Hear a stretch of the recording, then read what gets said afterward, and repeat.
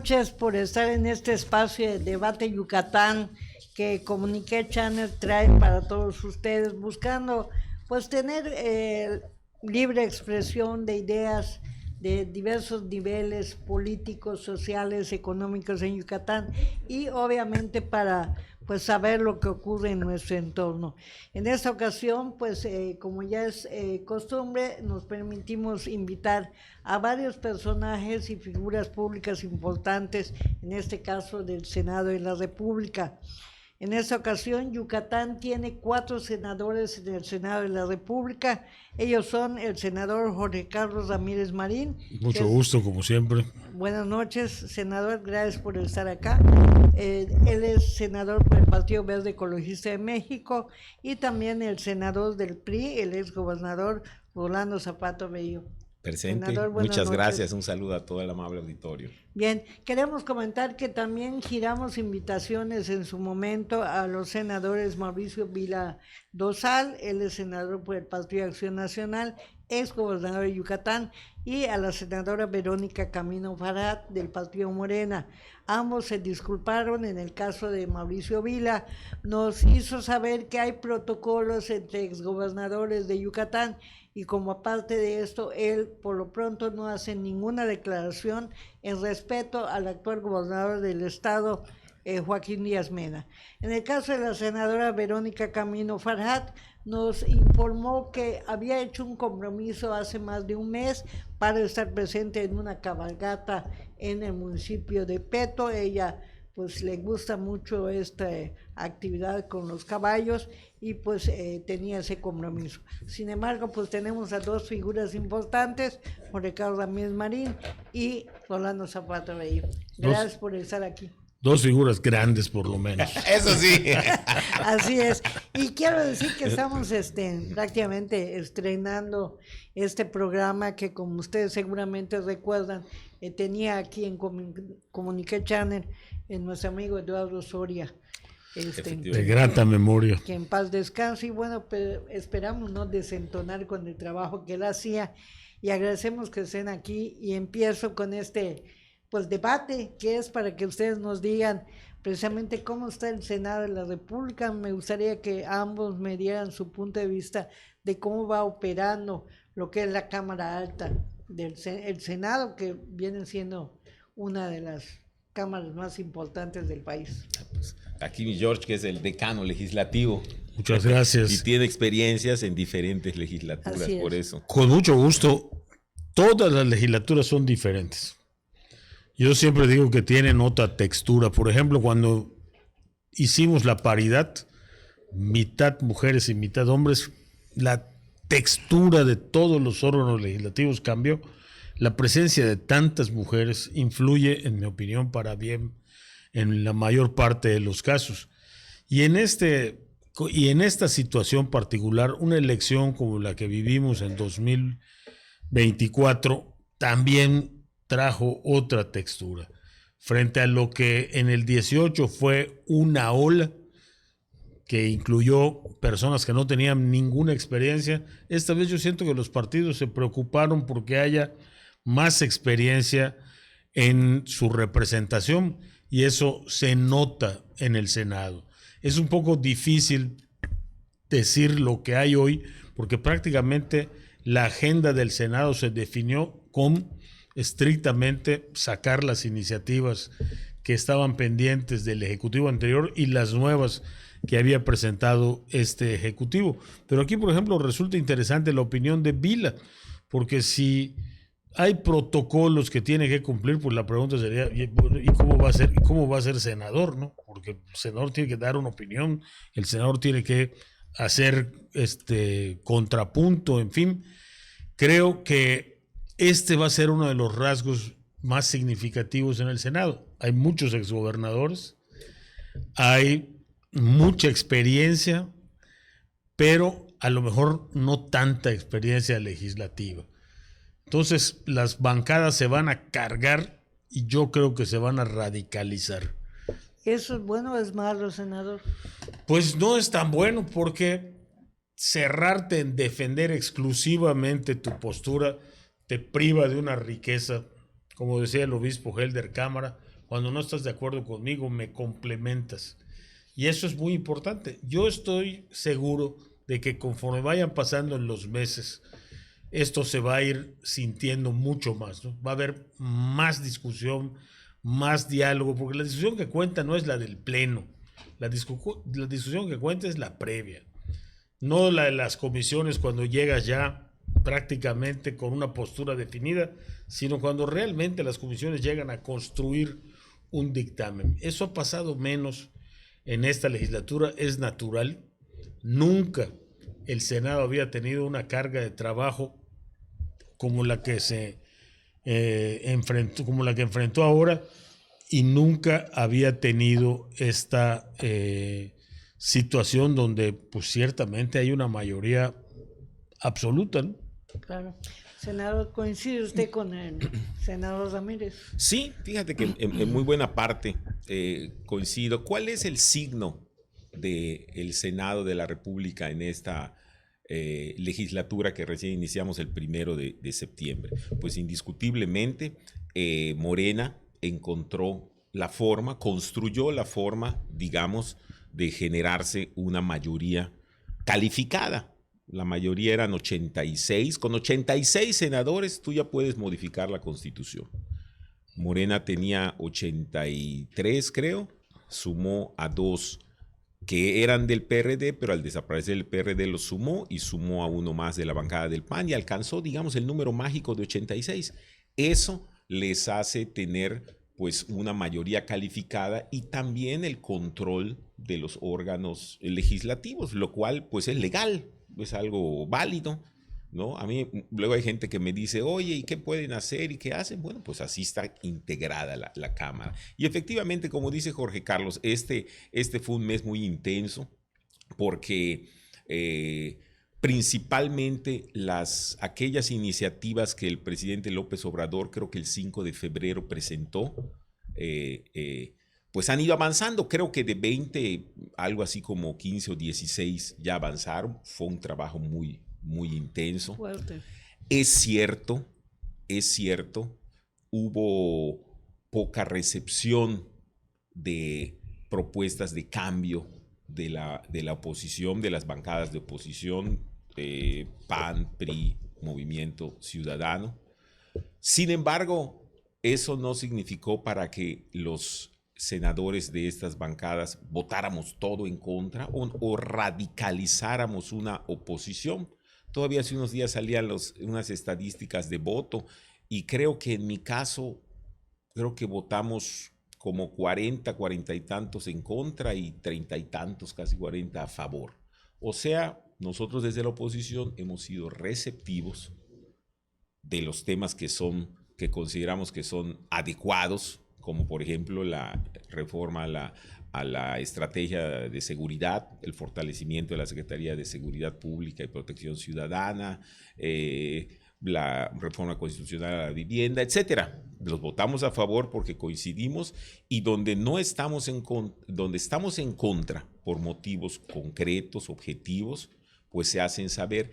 No ha habido todavía esa interacción, ese trabajo efectivamente en comisiones donde se pueda construir colegiadamente y fundamentalmente de una manera plural, donde la voz de los ciudadanos que no son representados por Morena sea escuchada o sea atendida en voz de los senadores, las senadoras y senadores de la oposición.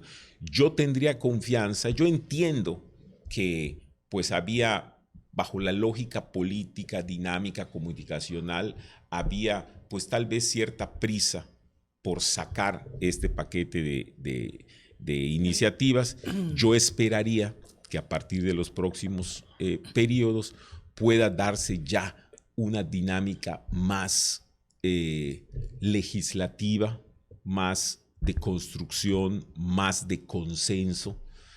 Hay quien me dice, oye Rolando, eres muy ingenuo en pensarlo, pero yo siempre pienso con optimismo, y efectivamente en las bancadas de Morena, sus aliados, hay personas que están conscientes de la necesidad de abrir a voces. Bien, la escenografía política del país prácticamente ha cambiado, si no en un 100%, prácticamente, ¿no? Eso representa que las cámaras, en este caso la Cámara de Diputados y la Cámara de Senadores, pues tengan un papel preponderante en el juego de equilibrios de poder.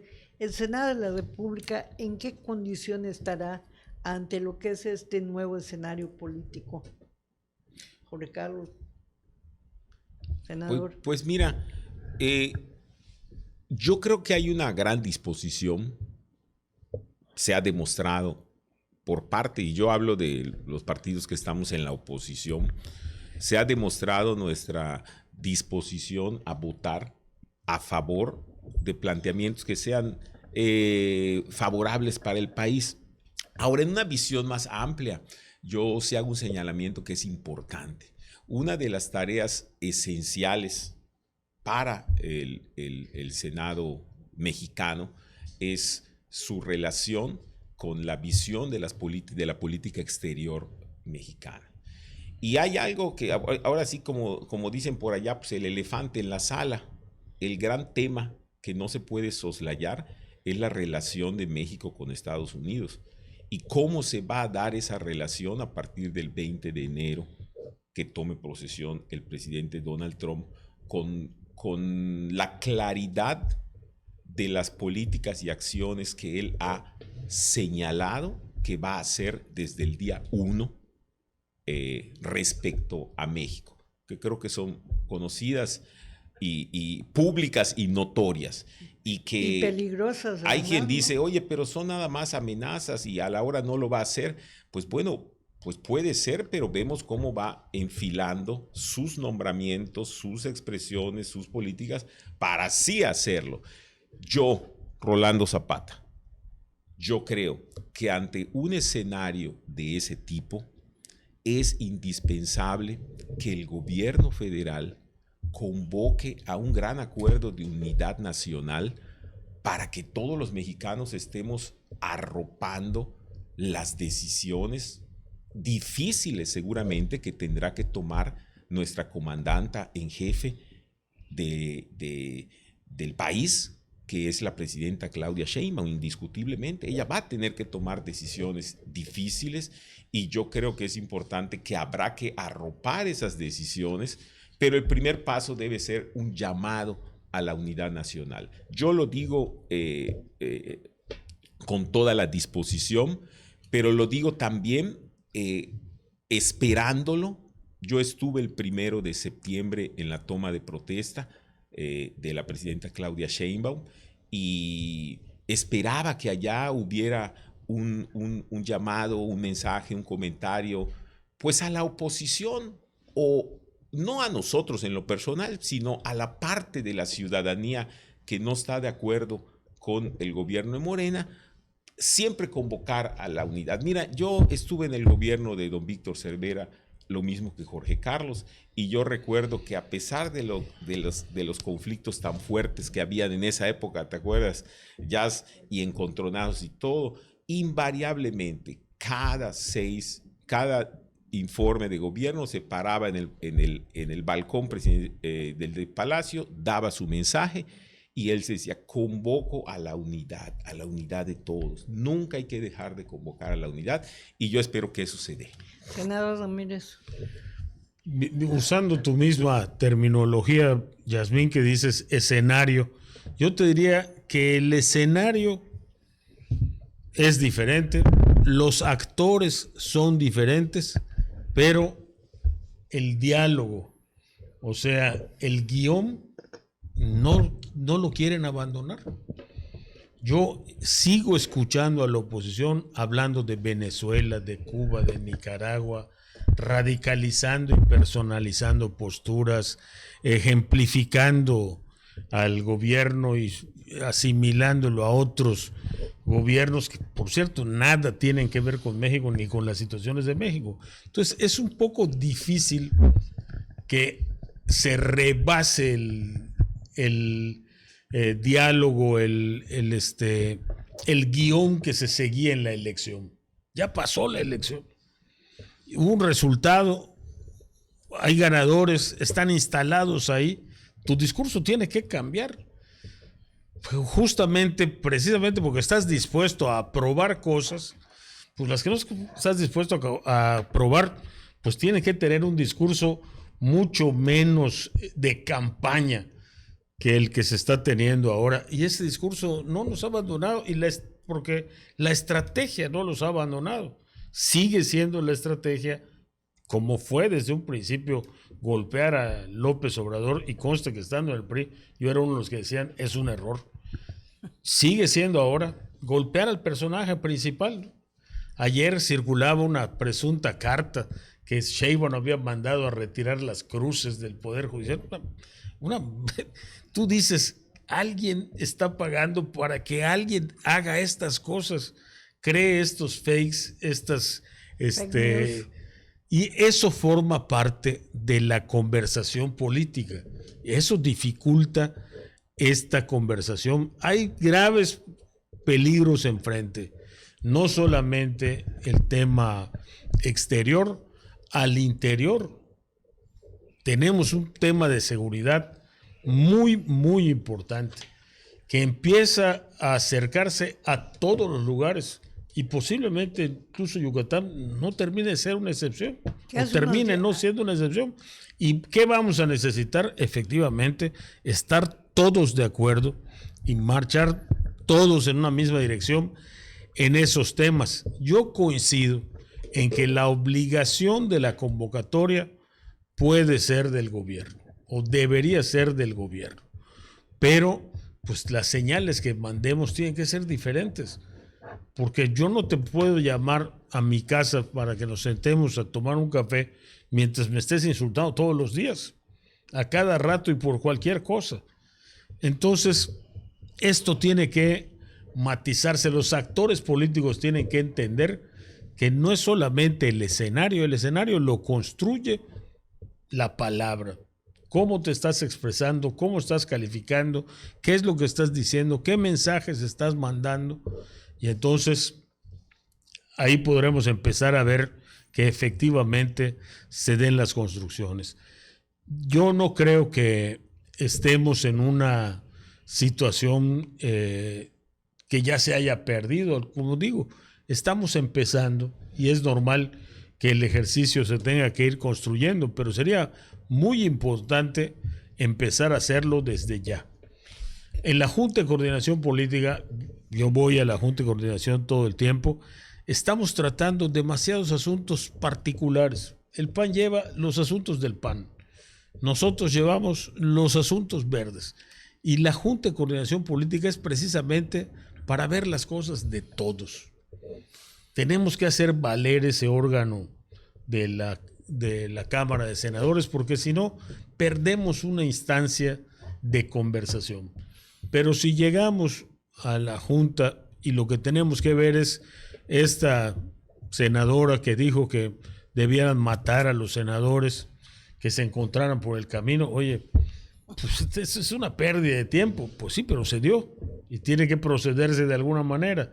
O llegamos a conversar sobre los incidentes que tuvimos cuando estuvimos a punto de llegar a los golpes, etcétera. Están distrayendo el fondo de la discusión política, estos incidentes que no son más que producto de ese lenguaje que no cambia porque sigue siendo el lenguaje de la campaña. Entonces, seguimos en campaña.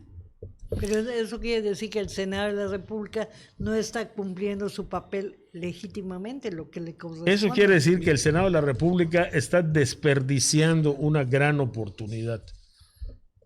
Está cumpliendo su papel, ve la producción que tiene de legislativas, pero la otra parte del Senado es una muy interesante de construcción política.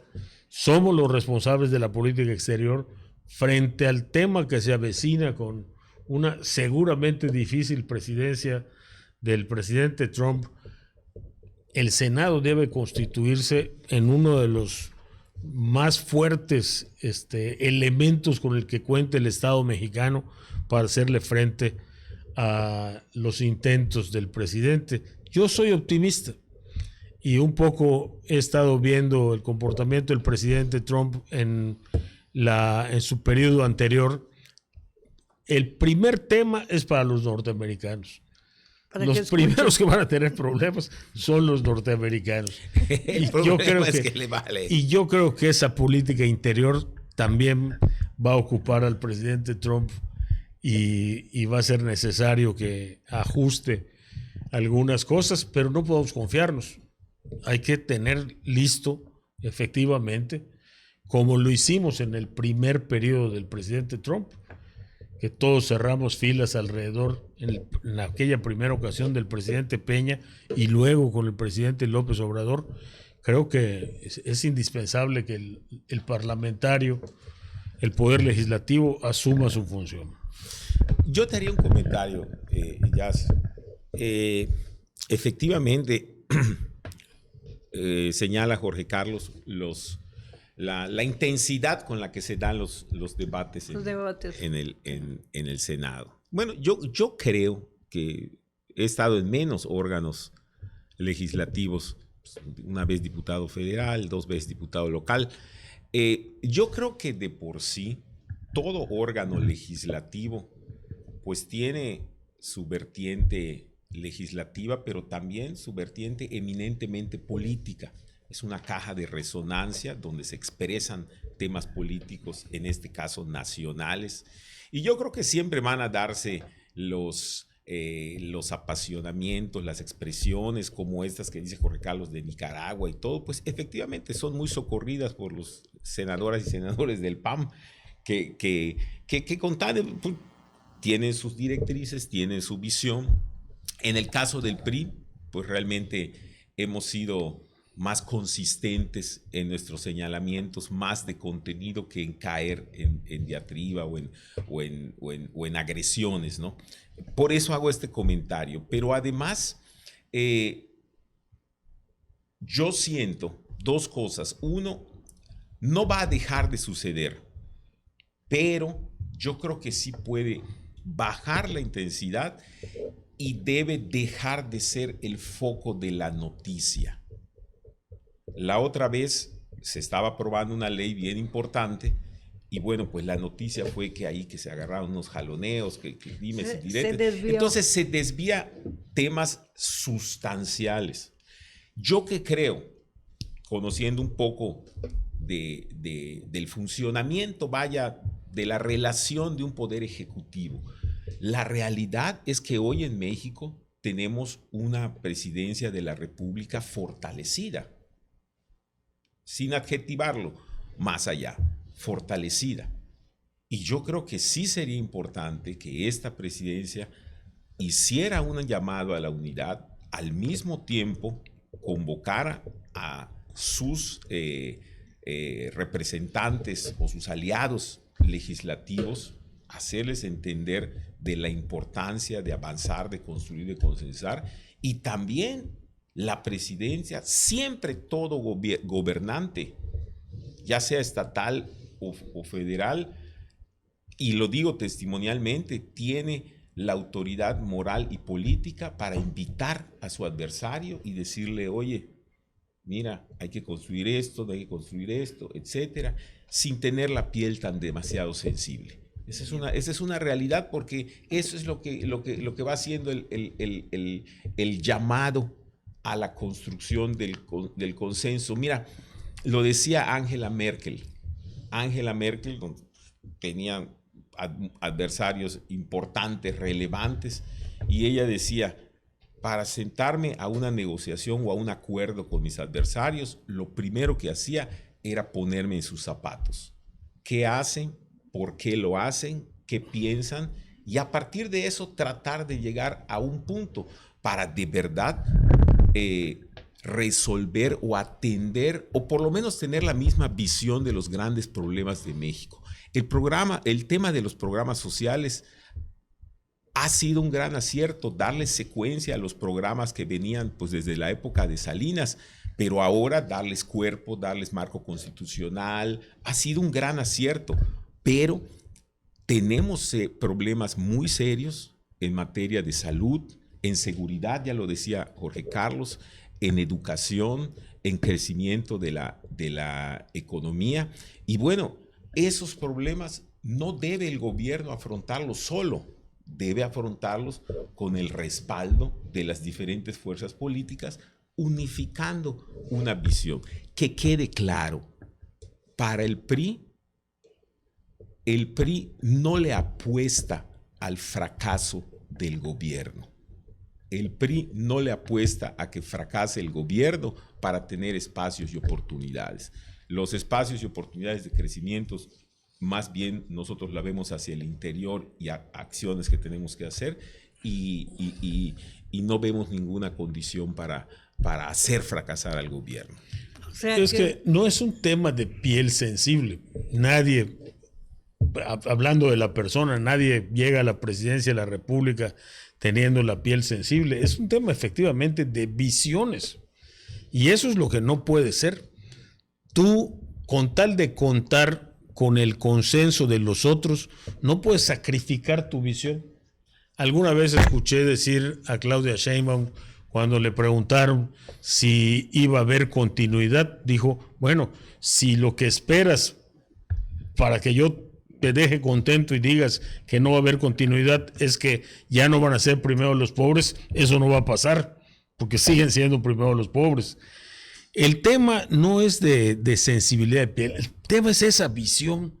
No puede cambiar la visión del PAN, no puede cambiar la visión del PRI, que efectivamente es mucho más institucional y moderado en su postura, o por lo menos no la hace personal. No va a cambiar porque sigue trabajando en el tema electoral, sigue haciendo un discurso no de visión de Estado, sino un discurso para el graderío, un discurso para el WhatsApp. La nota. Para esa nota de los pleitos, para esa nota roja de las sesiones, la frase más ocurrente, la frase más ofensiva, el chiste más sarcástico, en fin, en lugar de trabajar la construcción que se requiere.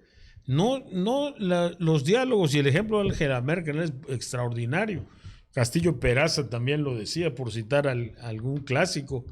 Castillo Peraza decía, solo vale la pena el diálogo cuando me siento y pienso que el otro puede tener razón. Nada más que cómo vas a pensar que el otro tiene razón si no abandonas su postura de el insulto personal, el agravio, la descalificación, que evidentemente no tiene más que un sentido electoral. No está buscando cambiar el resultado de la votación, está buscando cómo sale en la nota y cómo denigra la votación. A mí me llama mucho la atención cuando en lugar de decir que cada quien vote como quiere de acuerdo a su conciencia, no. Los que van a votar a favor de esto son unos traidores a la patria. Y luego cuando pasaba en el sentido contrario, es exactamente lo mismo.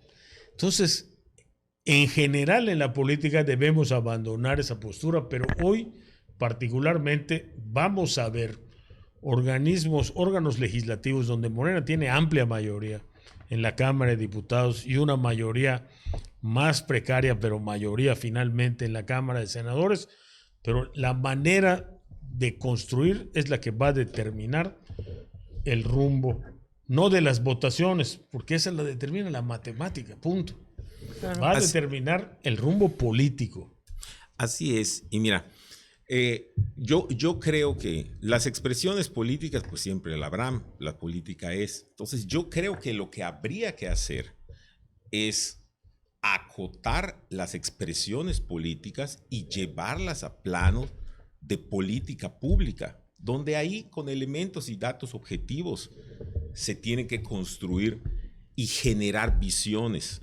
Yo creo que yo confiaría en que en los próximos periodos, leyes, iniciativas o planteamientos de problemas, de verdaderos problemas nacionales, sean puestos a consideración. Y fíjense, cuando hay un problema muy grande, yo cuando estaba en el gobierno y un problema muy complicado, hablaba a los de la oposición y decía, oye, a ver, ¿tú cómo le harías? Porque está muy fácil criticar, sí, pero a ver, ¿tú cómo le harías? Porque tenemos temas serios. Mira, en salud, por ejemplo, el presidente Peña en 2018, cada año había 1 millón de recetas que no se abastecían, desabastecidas. En el caso del presidente, acumuló casi 6 millones. El presidente, en el periodo 2012, al terminar 2024, el desabasto era de 44 millones de recetas no abastecidas. En el periodo de Peña Nieto se dieron 95 millones de consultas en los servicios públicos. En el periodo anterior, pasado, en el sexenio pasado, fueron 51 millones. Entonces, ¿qué está pasando en el sector público? Y yo lo digo con toda honestidad, y lo digo como Rolando Zapata, ni siquiera como senador del PRI ni nada. De verdad, todos tenemos que hacer, mal haríamos nosotros en estar nada más criticando, oye, está mal, porque son seres humanos.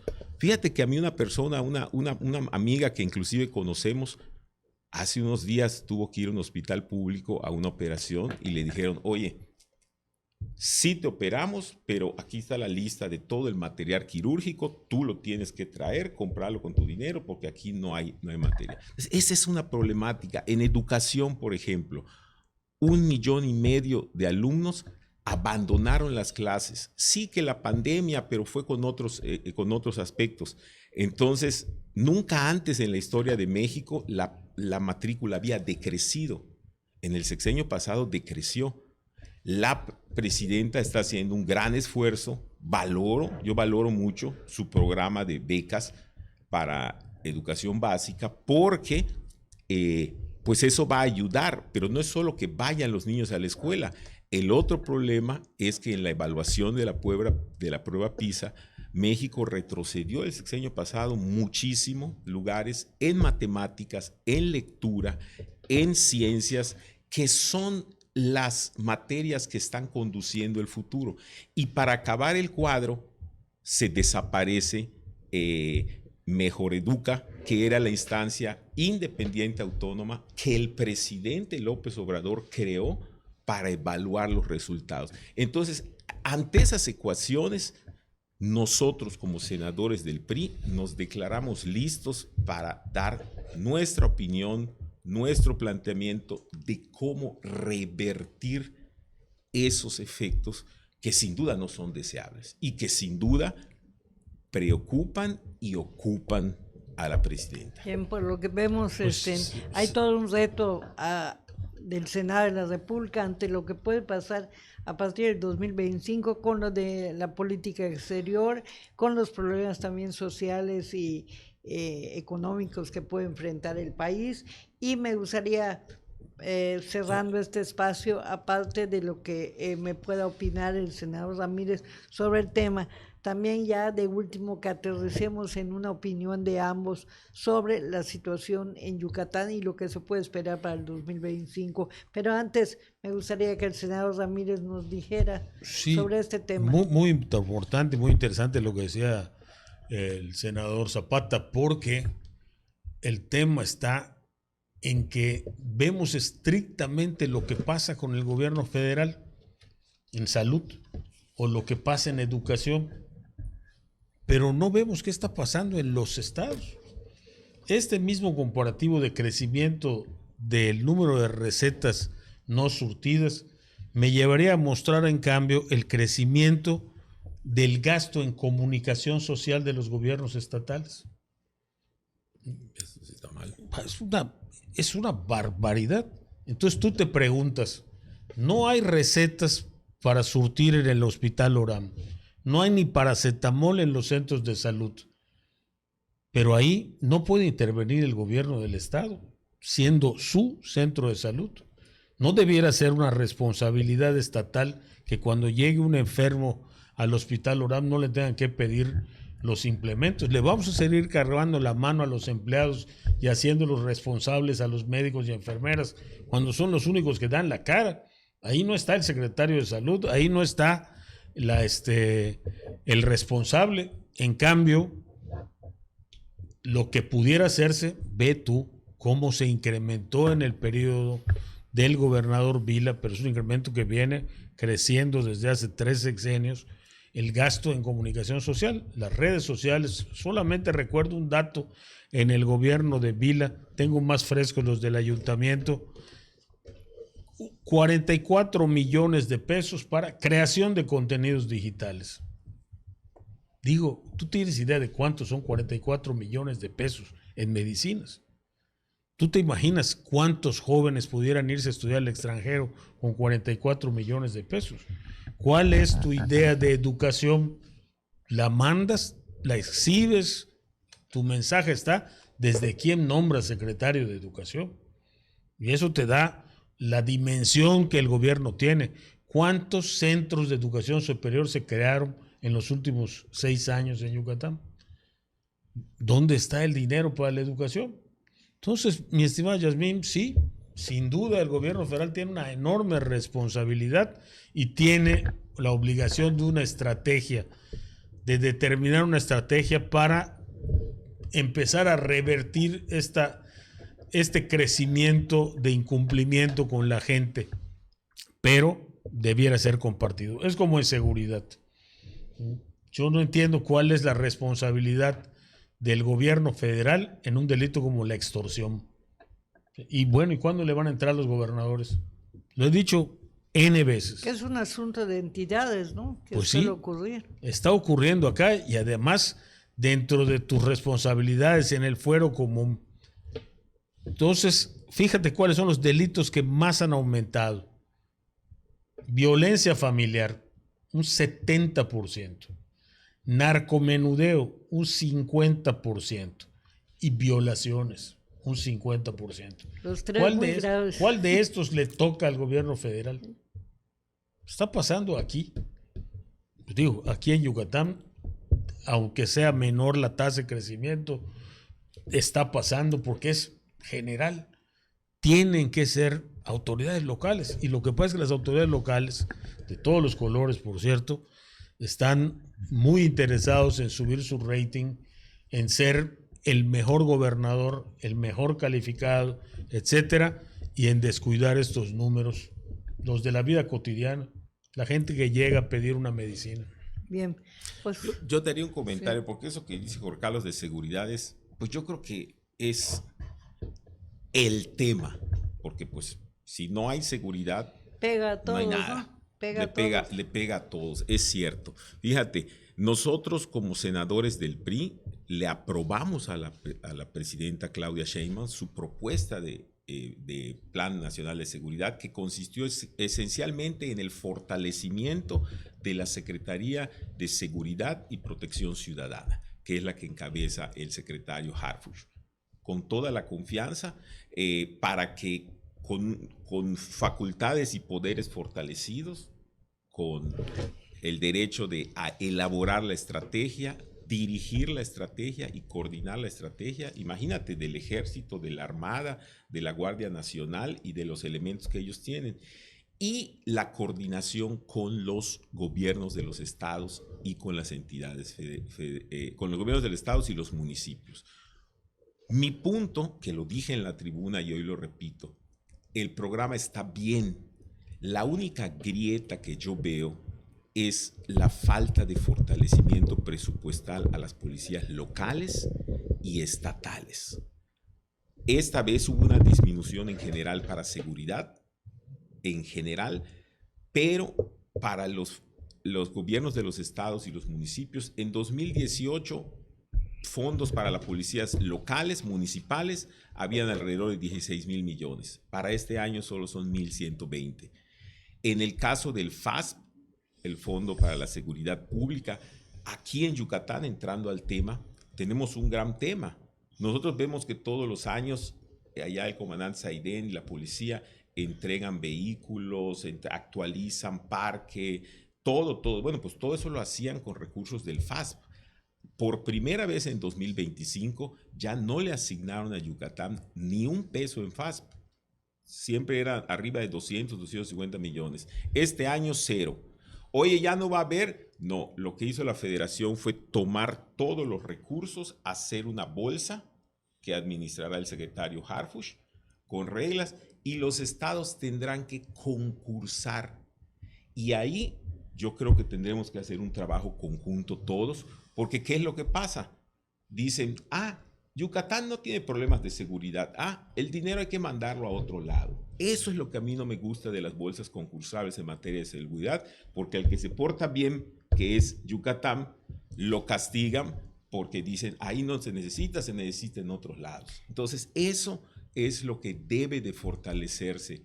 No puede exigírsela a una policía local, llámese municipal o estatal, que entre a los niveles de coordinación si no tiene los elementos básicos. Y coincido con Jorge Carlos, que también hagan sus revisiones, que no gasten en otras cosas, que eficienticen, y ahora también la Secretaría tendrá Harfuch tendrá la facultad de auditar que esos dineros sean utilizados en seguridad. Seguramente ustedes como senadores pues tendrán el reto de defender a Yucatán en ese y otros temas más. Sí, sin lugar a dudas, Yasmín, y hemos peleado además, al menos en lo particular, desde la administración pasada, que la asignación de recursos deje de ser una olimpiada del crimen, como decía en paz descanse Alejandro Job. El que tiene más homicidios recibe más dinero. Pues era un estímulo perverso. Es Claro, lo que intenta claro. cambiarse ahora. Porque lo que sucede es que tú le entregas dinero a la policía de Guerrero y lo más probable es que le estés entregando dinero y armas al crimen organizado. Así está. bien. Tú le entregas dinero a la policía de Guanajuato, que es de otro color la administración, y lo más probable es que le estés entregando dinero y armas al crimen organizado. Hemos llegado al punto donde obligamos a que la federación sea la que intervenga y tenemos una estrategia un poco más coherente que todas las anteriores, de por lo menos 3 sexenios para acá, donde vas a privilegiar el gasto en investigación, el gasto en combatir la impunidad, es decir, mataron a fulano, lo mató mengano y sotano, y meterlos a la cárcel, aumentar las consignaciones, es decir, que se vea más una política de seguridad coherente, y vas a tener que intervenir en los estados. Es la parte que no me gusta, pero que en este momento, por lo menos en la mayor parte de la República, tiene que suceder. Ahí está García Harfuch en Sinaloa, al secretario de Seguridad Nacional fungiendo en los hechos como jefe de la policía de Sinaloa, pero no lo va a poder hacer en cada estado de la República. Ese es el Claro, tema. es el tema. Ese es el tema. El tema es eso que dice Jorge Carlos, que está ahorita en Sinaloa y no puede ser que mañana en Guerrero, etcétera. A ver, las fuerzas federales, Ejército, Marina Armada, Guardia Nacional, Secretaría de Seguridad y Protección Ciudadana, tienen una gran fuerza, una capacidad de fuerza y tienen recursos. Están fuertes, ¿ok? Pero no tienen algo que es esencial en toda política de seguridad. No tienen territorio. El ayuntamiento, la policía de Chiquinzonot tiene territorio, ahí está radicada. Y así 2.400 municipios y así 32 entidades. Entonces, que se haga lo que se tenga que hacer para combatir la corrupción, para erradicar, pero mientras no se fortalezcan las policías municipales y policías estatales, no habrá manera, porque entonces se estará persiguiendo. Claro. La frase es 100% válida. Total. Tiene que ser desde lo local. El problema es que esto no brota. Claro. Y tampoco se construye en un día, ni en una semana, ni en un mes, a lo mejor ni en un año. Yo recuerdo muy particularmente el caso de Monterrey. Cuando la situación de Monterrey se volvió crítica, sacaron a todos los policías de Monterrey, todos. Llevaban más de 6 meses preparando una fuerza de policías de Chiapas que entraron a Monterrey.